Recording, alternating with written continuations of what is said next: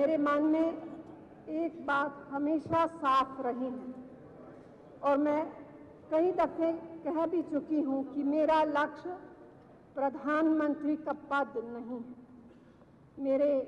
मेरे सामने हमेशा स्पष्ट था कि अगर कभी ऐसी स्थिति पैदा हुई जैसी आज, तो मैं अपनी आत्मा की आवाज के मुताबिक चलूंगी।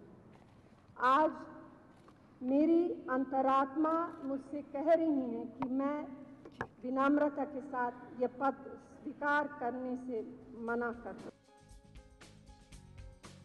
There might have been just few incidents in the history when the high post of Prime Minister was rejected, especially in a big democracy like India. Declining to take the top executive post in the country in 2004 had been an important phase of Sonia Gandhi's life, which makes her stand in the list of strongest personalities of the world. Completing 15 long uninterrupted years as Congress president is no less a feat unparalleled in the annals of the 127-year-old political organization. This has not only impacted the past and present of Congress, but has also influenced India's status and direction in the past 2 decades as well.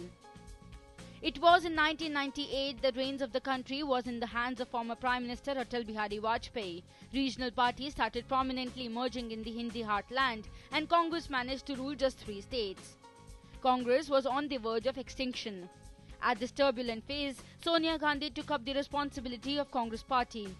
After stepping in politics, the issue of her being a foreigner was raised, while many a times her Hindi was mocked. But she remained undeterred, and in 1999, she was elected as leader of opposition in the 13th Lok Sabha and started challenging NDA inside Parliament. She stood by the NDA government at the centre on Kargil war, but cornered it on various issues including corruption, suicide cases from Telangana and Vidarbha, and famine in Orissa. This was the time when Congress started making a place in people's hearts, and NDA legends were strongly raising the slogan of India Shining, resulting into early elections.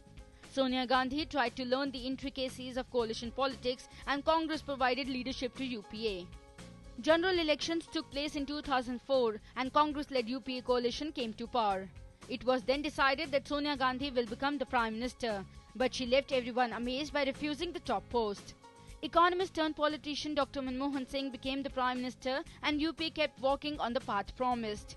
Government formulated many revolutionary legislations including right to information and NREGA.